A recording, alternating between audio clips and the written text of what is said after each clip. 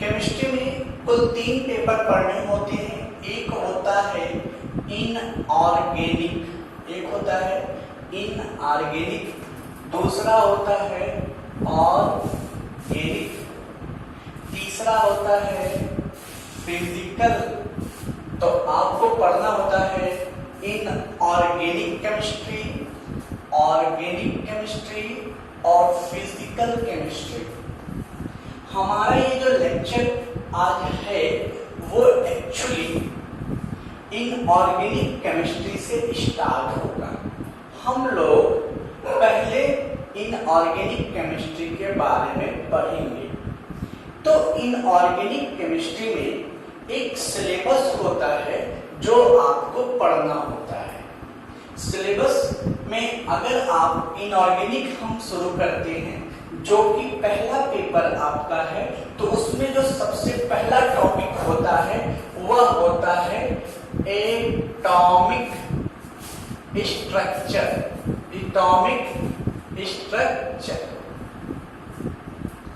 ठीक है भाई।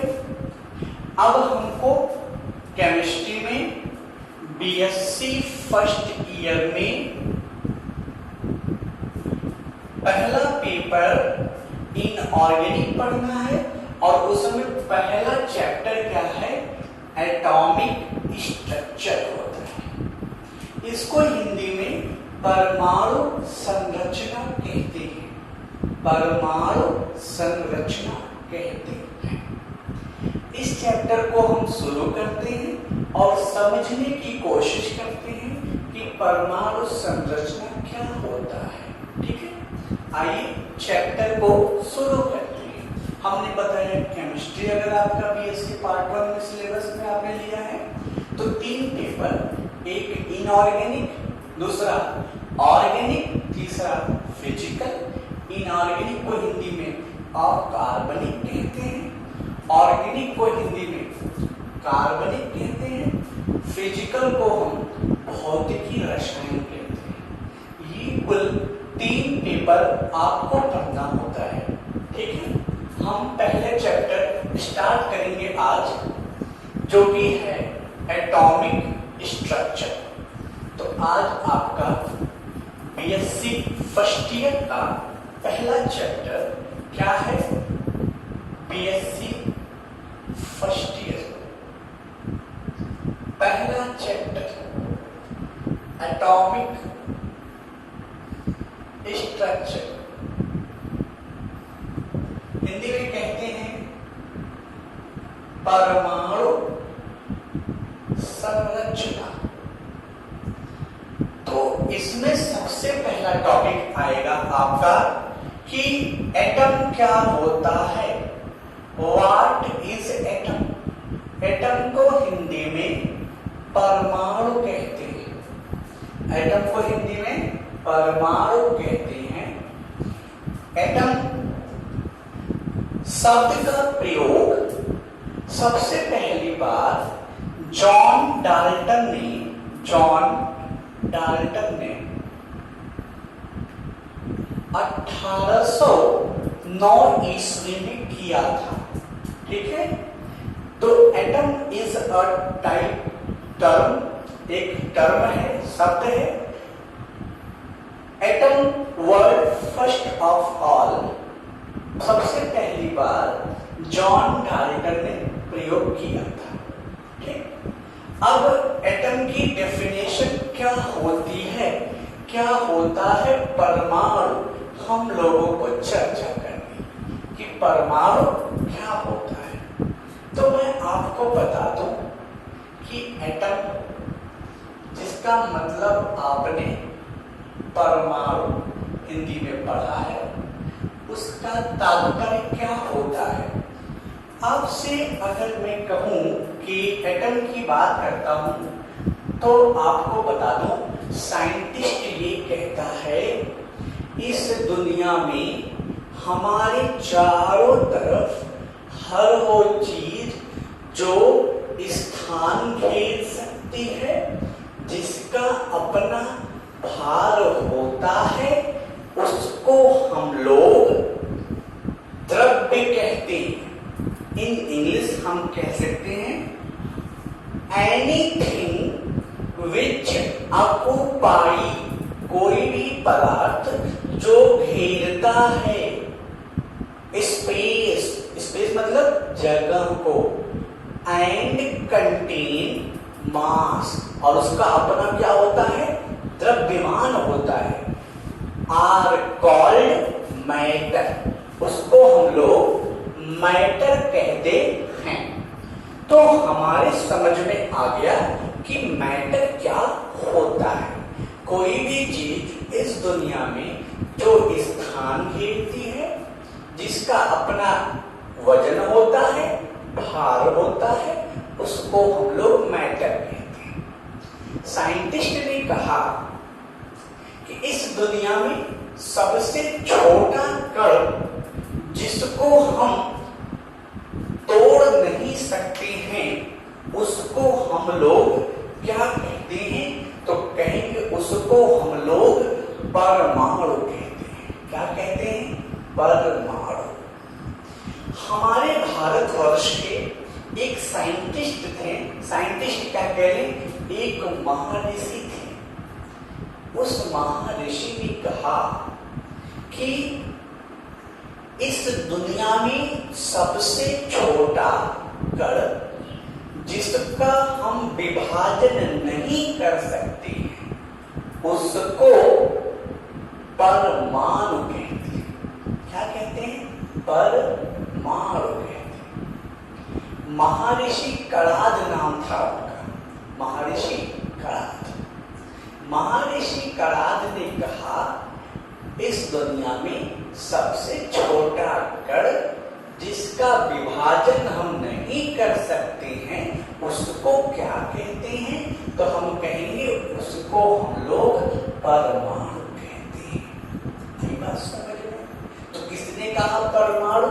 हमारे देश के, भारतवर्ष की एक योग गुरु, एक साधु महात्मा ने क्या कहा कि वो पदार्थ का कण जिसका विभाजन आप नहीं कर सकते हो उसको हम लोग क्या कहते हैं, परमाणु कहते हैं।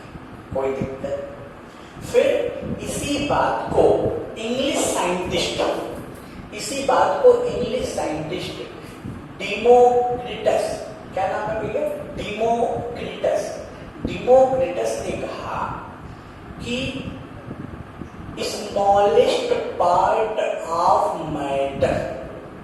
smallest part of matter which can't divide, जिसको हम तोड़ नहीं सकते वो कहलाता है क्या, तो आप कहोगे कि सर वो कहलाता है एटम। क्या कहलाता है, एटम। तो हमारे पास दो लोगों की थ्योरी है। एक थ्योरी महर्षि कणाद की है जिन्होंने कहा कि द्रव्य का सबसे छोटा कण परमाणु होता है। दूसरी थ्योरी है जिसमें कहा गया कि डेमोक्रिटस ने कहा कि मैटर का सबसे छोटा पार्ट जो है वह एटम होता है। ठीक, तो ये तो हम जानेंगे कि डेमोक्रिटस ने बोला कि एटम होता है, महर्षि कणाद ने बोला कि परमाणु होता है। ठीक, तो आगे चलते हैं भाई।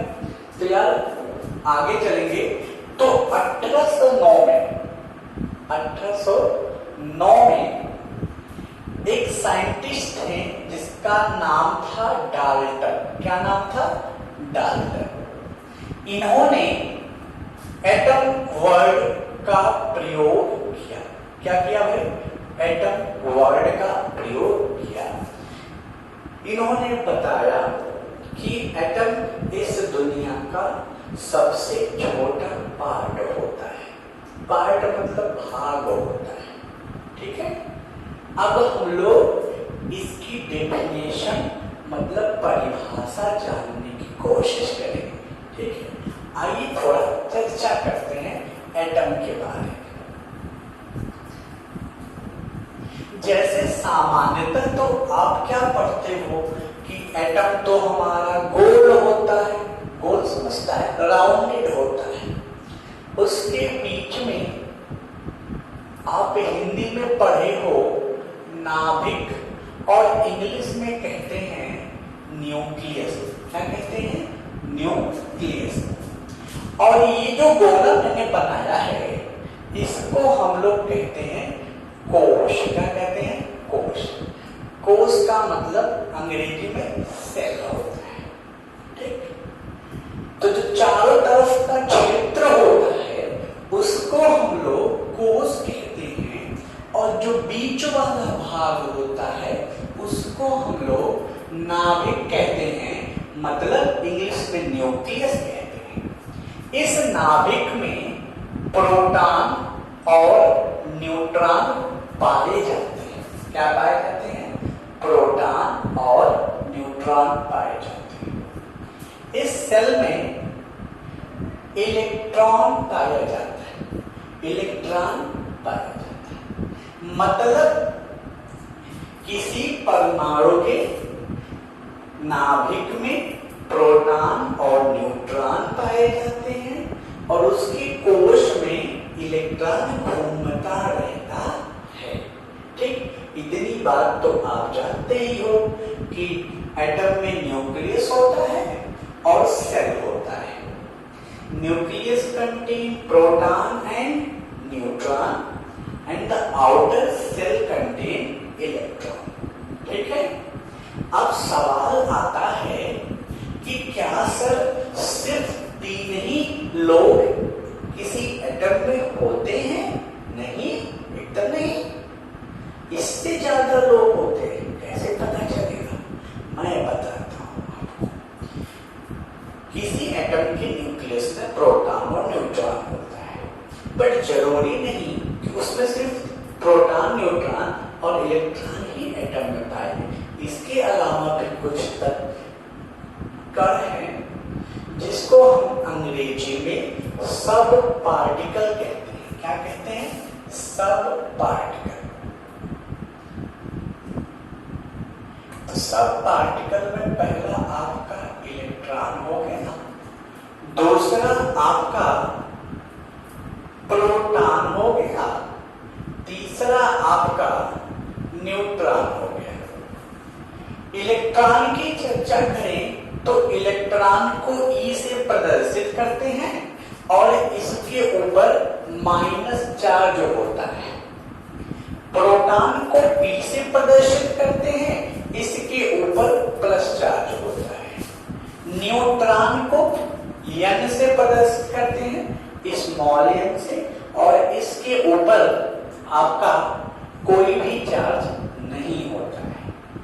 किसी भी एटम में प्रोटॉन, इलेक्ट्रॉन, न्यूट्रॉन और इसके अलावा मेसॉन, पॉजिट्रॉन, एंटीप्रोटॉन जैसे लोग भी पाए जाते हैं। मैं फिर से दोहराता हूं, मेसॉन, एंटीप्रोटॉन और पॉजिट्रॉन जैसे लोग भी पाए जाते हैं। बट ये हर एटम में मिले ये कोई जरूरी नहीं होता है, इसीलिए हम इनकी चर्चा नहीं करते हैं, और हम सिर्फ 3 मुख्य घटक, 3 सब पार्टिकल, एक प्रोटॉन, फिर दूसरा इलेक्ट्रॉन और तीसरा न्यूट्रॉन की ही बात करते हैं। तो ये तो हो गया एटम का एक छोटा सा अनुभव, एक डिस्कशन कि एटम कैसा होता है। अभी हम चलते हैं टॉपिक पे। पहले ये बेसिक जानना आपका बहुत जरूरी है। अब एक लाइन आपने पढ़ी है हिंदी में, ईटा पर नाच। ईटा पर नाच पढ़ा है ना आप लोगों ने? अच्छा, आप लोगों को पता भी होगा ई का मतलब इलेक्ट्रॉन होता है, टा का मतलब टामसन होता है, टामसन। कौन सा सन? टामसन। अब प से क्या हो जाएगा भाई? प्रोटॉन। क्या हो जाएगा? प्रोटॉन। और र से रदरफोर्ड। क्या हो जाएगा? रदरफोर्ड। और न से हो जाएगा न्यूट्रॉन और च से हो जाएगा चैडविक। अब मैं बताता हूं ये क्या है। ये कह रहा है इलेक्ट्रॉन की खोज थॉमसन ने की, प्रोटॉन की खोज रदरफोर्ड ने की और न्यूट्रॉन की खोज चैडविक ने की। तो इस एक लाइन से आप सबको जान सकते हो, ईटा पर नाच।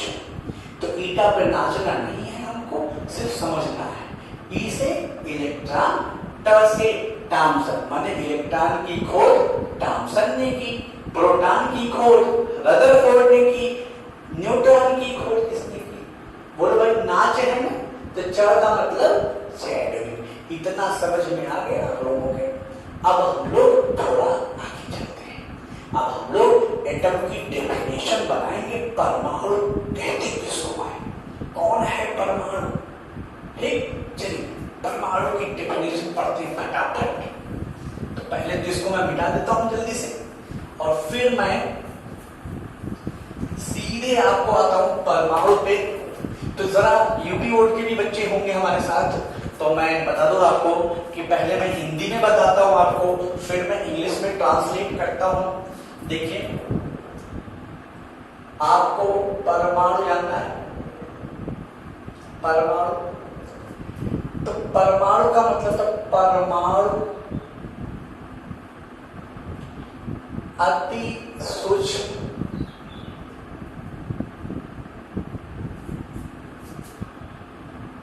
अविभाज्य,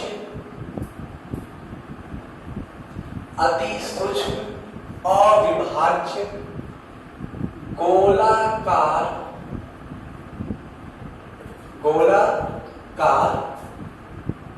विद्युत उदासीन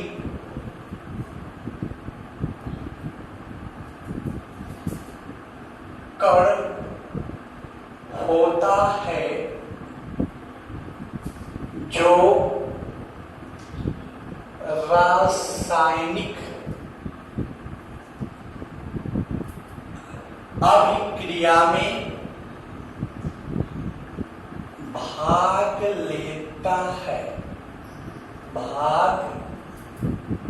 लेता है। मैं चर्चा करता हूं कि परमाणु हिंदी में किसे कहते हैं। परमाणु अति सूक्ष्म अविभाज्य गोलाकार विद्युत उदासीन कण होता है जो रासायनिक अभिक्रिया में भाग लेता है। ठीक है बच्चा, अब क्या करना है हमें इनको कि अति सूक्ष्म क्या होता है? जिसको हम खुली आंखों से ना देख सकें उसको हम बोलते हैं अति सूक्ष्म। ठीक है, अविभाज्य किसको बोलते हैं? जिसको तोड़ ना सके। ठीक है, तोड़ना। ठीक, गोलाकार मतलब गोल।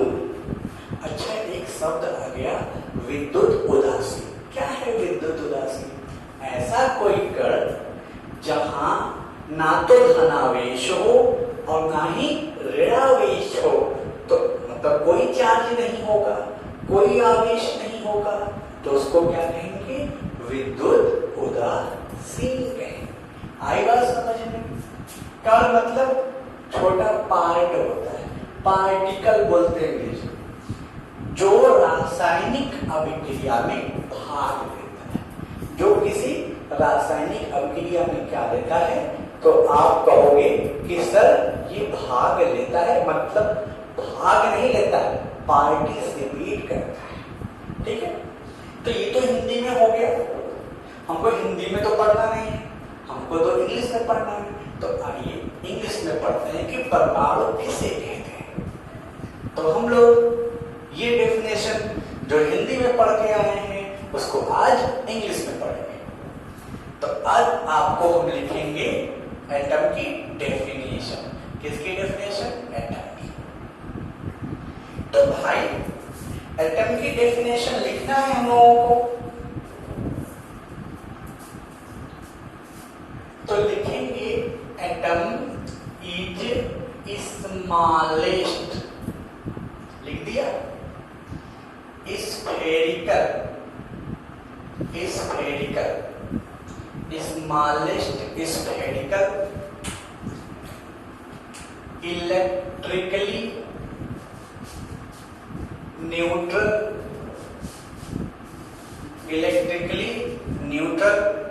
non-divisible, particle which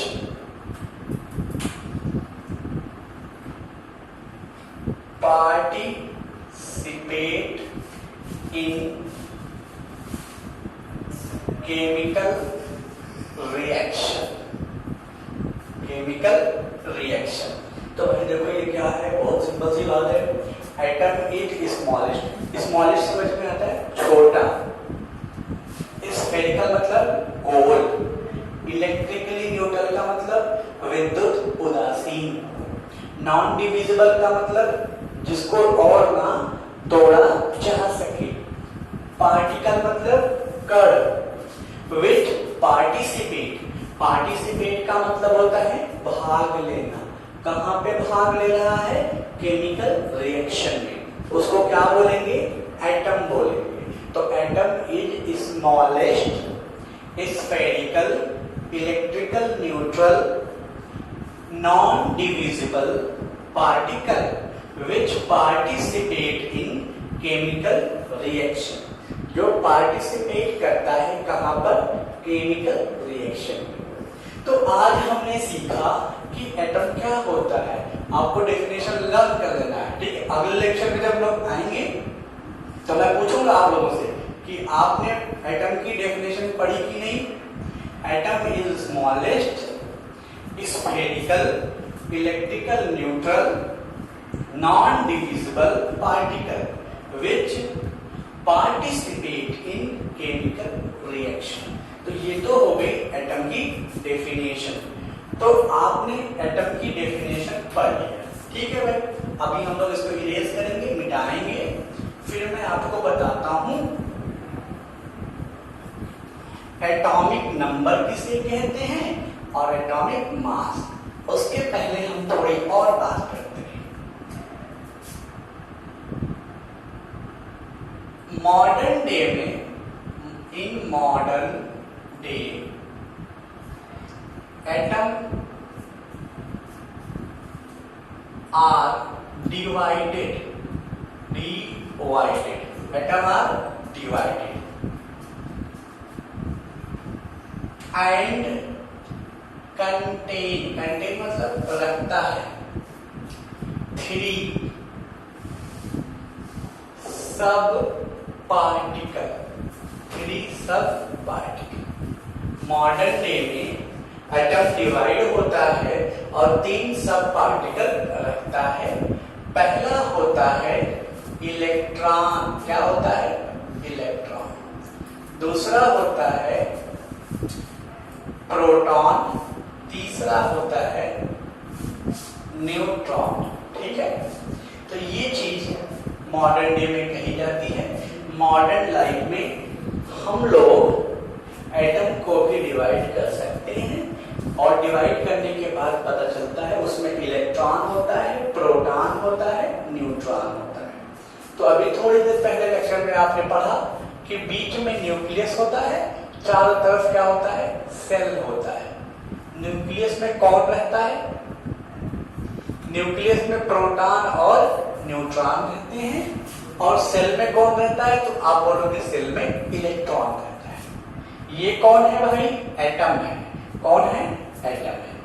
आई बात समझ में? एटम के बारे में हमने पढ़ा कि एटम क्या होता है और आपने उसमें कंफर्म किया कि हाँ सर, एटम के 3 सब पार्टिकल मतलब मुख्य घटक हैं इलेक्ट्रॉन, प्रोटॉन, न्यूट्रॉन, ठीक है। आगे का कॉन्सेप्ट आपको अगले वीडियो लेक्चर में। Thank you.